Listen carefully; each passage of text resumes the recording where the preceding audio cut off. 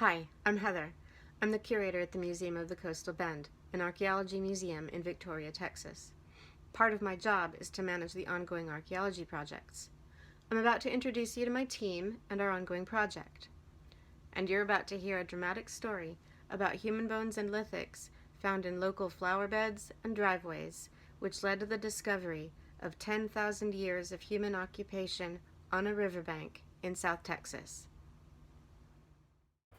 The site we are talking about today is site number 41VT141, located just north of the city of Victoria, Texas, on the McNeil Ranch.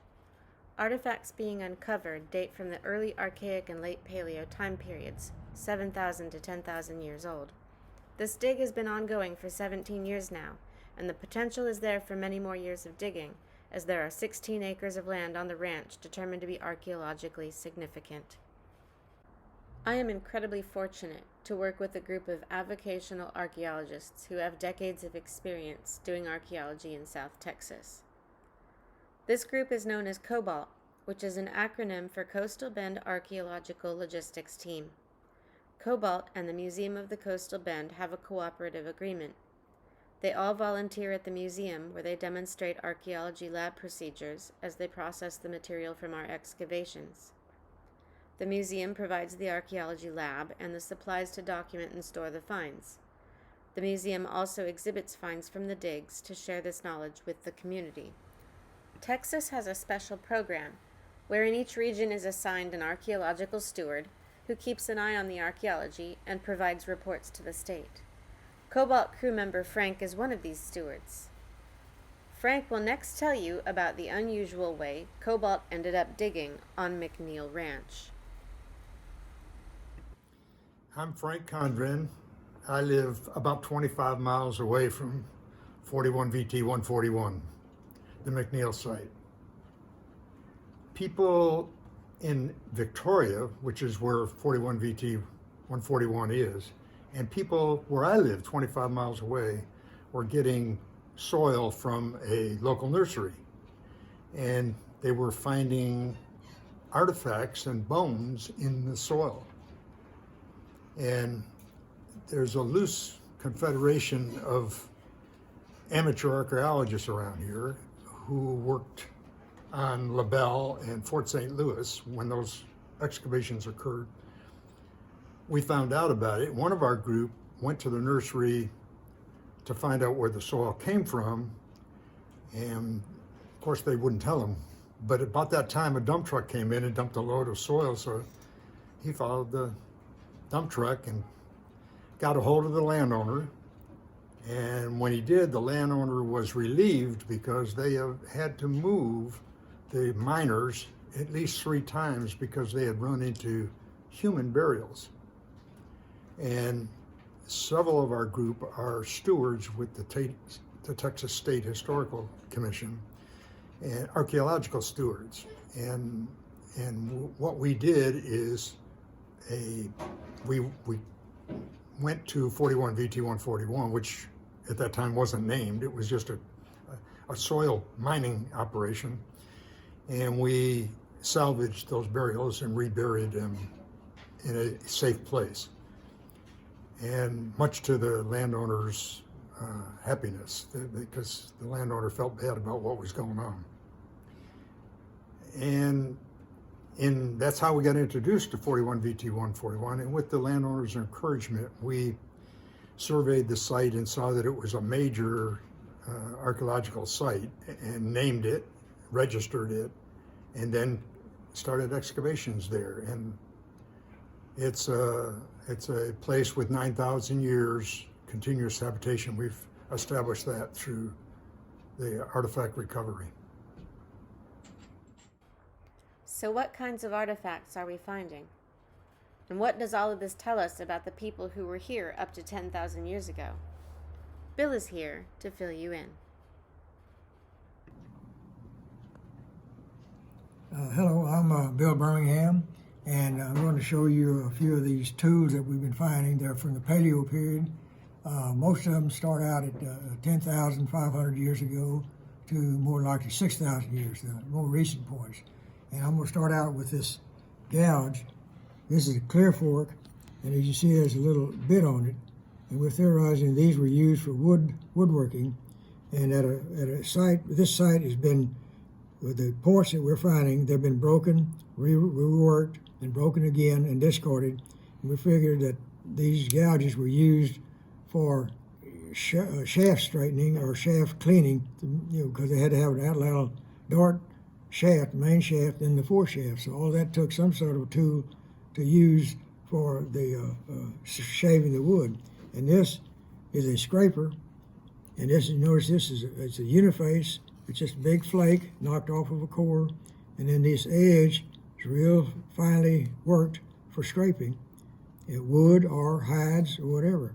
So, and what we have here is a golden drena, and this golden drena had been probably about 4.5 inches long at one time.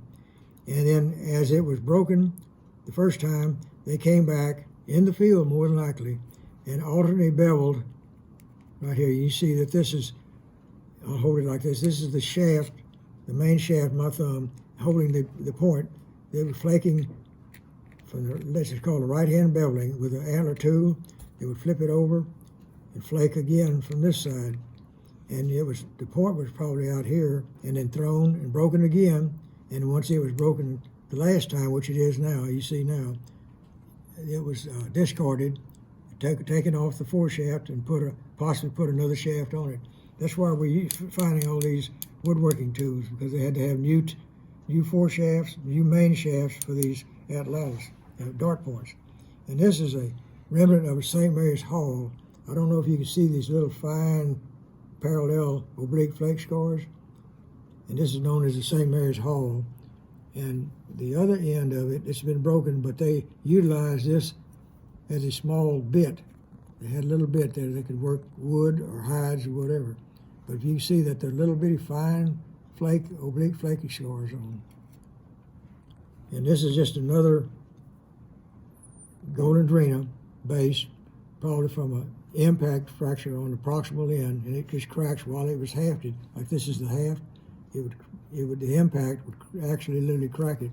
And so this was left in the foreshaft that they brought from the field, come to the site and unwrap it and discard it. And this is a Angostura, and it was probably another 4 inches long, and then broken, reworked to, again, the alternate beveling. And this does have some oblique flake scars on it. And also the base has been broken off. But this is more recent. These are right around 10,000 years old with the golden drena and the St. Mary's Hall. But the Angosturas are probably right around 6,000 years ago. Okay, I'm Bill Birmingham again. And the site 41VT141 in Victoria County, Texas, has been a multi-component site. But right now we're concerned with the paleo era of the site, which dates back from roughly 10,000 years ago to about 6,000 years. And the reason these Native Americans kept coming back to the same site, because they had a good source of water. The river 10,000 years ago ran right next to the site. And now the river is about a mile or so away from the current site where we're excavating now. And there were multiple game. There was a nice prairie and all the river bottoms with various type of games, animals, wood supply for their fires, for their weapons, for their shelters. And since they were camped here, as they would hunt, they would come back with broken dart points, foreshafts, and they had to refurnish those. They would make new points, take them off. That's what we're finding right now. We're finding remnants of the broken tools. We're very seldom we'll find a real complete tool. If we do find one that's relatively complete, it would, because it has been reworked from alternately beveling, and then they wouldn't have to take it off the shaft. But after they got to a certain length, they would probably, if it's broken, they would just take it off the main shaft, foreshaft, and put a new one on. And that's what we're finding. We're finding broken dart points that have been utilized to the fullest extent. And a lot of the material we're finding is also they've been fired. In other words, they've been in a fire pit or fire hearth accidentally, or while they were cooking the meat, whatever, but they have been burned. Which when chert gets hot, it will pop out. And that we found a lot of that there's little pock marks all over these points. And they'll turn kind of a dull red. The materials they were making their stone tools and points out of, the dart points, were from the Guadalupe River. The Edwards Plateau, probably about 100 miles from here, is limestone outcroppings, and they had this chert, nodules were in that, and as the millennia passed, these rocks would tumble down to Guadalupe and deposit in big gravel bars, and so they could go down to the river and pick out the best material that they could find. Next stop is the Archaeology Lab, where Ricky will show you what happens to the artifacts after they leave the site.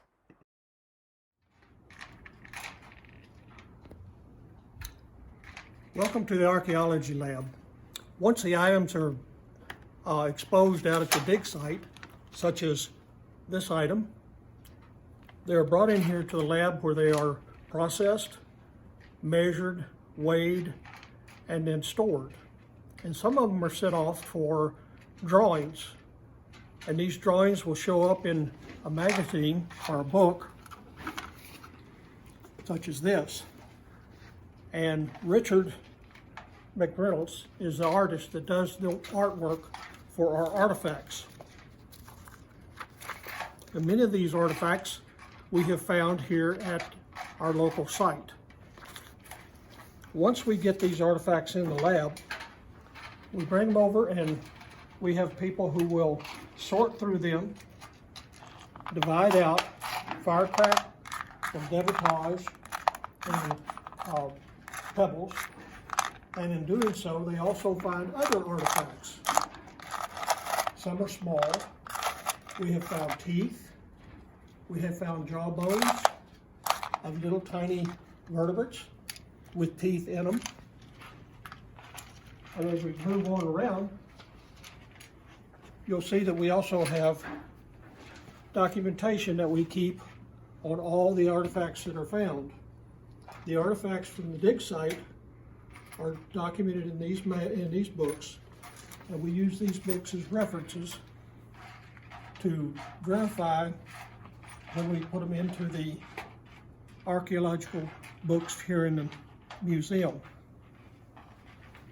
We also take photos of these, and the photos go into our computer, and they are stored for future reference, also for study.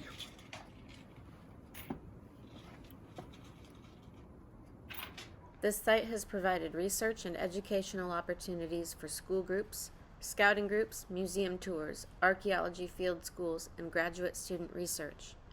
But what truly makes this project special? Hi, I'm Charlie. I'm one of the volunteers at the museum, and what I have been doing in the last 2 or 3 years is working with the group that is doing excavation of a site that's very close to the museum, and it's something that's 20 or 30 minutes away. It's very convenient.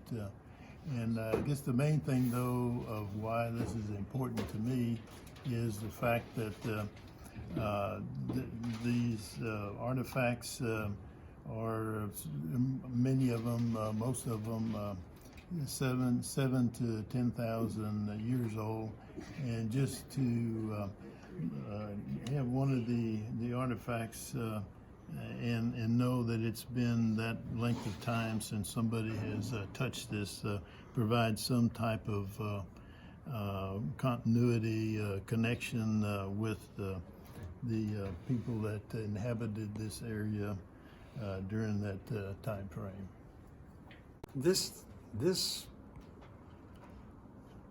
particular excavation is special because the landowner has encouraged our continued excavation. We've been now going on 17 years, and so we've excavated a pretty big area, and we've got we're getting so much data, and the landowner encourages. We've had training programs there, we've had summer schools, we've had archaeological societies meet here and learn to hone their techniques. A lot of good benefit has come out of the 41VT141. I'm Debbie, and I've had the privilege of becoming a member of CoBALT through my experience as a Texas Master Naturalist. And I never would have dreamed that I would have this opportunity to really fulfill a life's passion, which has to do with archaeology and digging in the dirt and learning about history. And what I really find fulfilling is that someone can come in who has not had any formal education and get involved, go out to the dig, learn so much from the members of CoBALT, and learn about the entire process, from land resources to the history to what the various points look like, and then to come to the lab and have the opportunity to go through the debitage and different things and ask questions and have all of them answered by the people that are here. But it's been real fulfilling to me to be part of both the dig site, which I probably enjoy the most, but also coming to the lab. And there's a wealth of articles here and publications that I find interesting. And really it's just being able to fulfill a life's passion and see how my interest in being a master naturalist and dealing with the environment and the Earth's resources kind of dovetail with the history, especially out at the McNeil site in Victoria County. I just find it fascinating and very, very happy to be part of this team and work with these gentlemen that have such a wealth of information.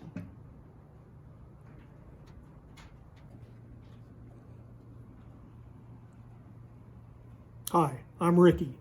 What makes this unique and special in this lab is the patience that I've had to learn to work with these artifacts.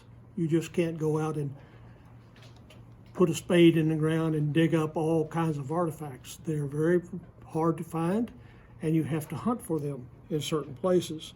The other unique thing is the workmanship, the paleo workmanship. Like this distal, this is the tip end of a point that was broken. And the workmanship on this is just unbelievable. 6,000 years old and it's still sharp, razor sharp. And the workmanship comes from taking a preform, a stone that they have found, and working it to where it comes in to making a actual working point for killing. The other thing I have with this is what kind of paleo curse word is used when one of these points is broken in the process of manufacturing. That's the uniqueness about this lab. And the reason this site is so important is because we have assemblage of scrapers, tools, and actual points. And these points are of a golden drina and St. Mary's Hall types and Angosteras later on. But these points are, the sites that these points are found in are very rare, and especially with the golden drina and St. Mary's Halls. So what we're finding is the scrapers and broken points that have been reworked and finally discarded. So the tools that are left behind, and also clear fork tools, which were used in woodworking. And they had to make shafts once they broke them, main shafts and then the fore shafts. And all this material that we're finding, the scrapers, the cores, the tools, those have been used to refurbish their atlatl dart points. Hi, name is Bruce Schulter, originally from Texas, yet here in Texas. Mid-70s, I've been doing archaeology now for a little over 10 years, and to me, the exciting thing is to come up with items that have not been touched for thousands of years, and to understand the cleverness of those folks back then who could take a simple rock and turn it into a usable tool. They didn't have the technology we in the modern world do, but by no means were they dumb. The dumb caveman concept is refuted. These people lived and lived well within the means they had. Here's what I think makes us special. CoBALT is made up of avocational archaeologists, which means they've all got skills they developed in their professional careers. They bring those skills to our team, which makes us that much more skilled, more versatile, and more innovative. For example, Richard is an artist, and he does scale drawings of all of the artifacts that come out of our site. And Bill is our secret weapon. He makes all of our tools, which are better designed than the commercial ones, and certainly more beautiful. Okay, I'm going to show you some of the tools that I've altered over the years, about 20 years or 30 years so, alter all these tools to meet the needs. And this is one of them. This is, I call a drag trowel. It's a margin trowel, bent 90 degrees, and it's a left-handed deer antler to fit the right-handed person. And it fits your hand extremely well, and it's ergonomic when you don't have to go sideways and put all the stress on your shoulders or your elbow or your wrist. It just pulls straight back. And this, I call this my ET drag trowel. This is inlaid with turquoise, and the two little turquoise look like an extraterrestrial, that movie, E.T., and it looks just like his broad head and big eyes. And I'll show you, demonstrate how I use this. Come on down, and it's just, you can drag it straight back. This is on caliche, but if it's in regular soil, you can take light cuts or deep cuts if you want to. And if you hit something, you just let go and use a brush or something to clean it up. And then the next tool is the pointing trowel. I alter these, the blade itself. I'll make this straight, so if you're on your level in your unit, you can scrape and it'll be level rather than curved. You never get a real good level, but this way, if it's straight, you get a good level. And it also has, this one has my initial in there. It's deer antler. It fits your hand real good. And but with this tool, when you're digging, you go sideways. And I notice a lot of people go like so, which is okay, but it could cut your finger, and you're using side pressure on your elbow, your shoulder, your wrist. So that's why I use the drag trowel. It's a lot easier ergonomics on you. Okay, and this is a plain, I have a bunch of deer antler, but this is the only one I have handy right now. It's a margin trowel, and I have a lot of little brands on there, my initials, and you can see them. Anyway, this one's used, you can do the same thing, scrape sideways, or doing your profile on your walls. You can trim your side walls real easy with this. And this is another deer antler handle trowel. This is a very old trowel. As you can see, it's worn down to nothing. And it's really a stout, when I'm in heavy soils, I can really do a lot of heavy digging.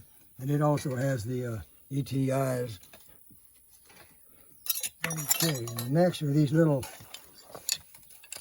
deer tine antlers, and there are various configurations for removing, say, like you have an object, a unique, or even in burials it works, but you don't touch the barrels with these. You just get up to the barrels. These are various sizes, shapes to remove the dirt. Yeah, these are, okay. These tools here are spatulas from labs. You can order lab tools. One end is cupped like a spoon, and the other end is square. I have jigs and tools that bend these to the configuration you see there, and you can order these through any lab company and bend them yourself.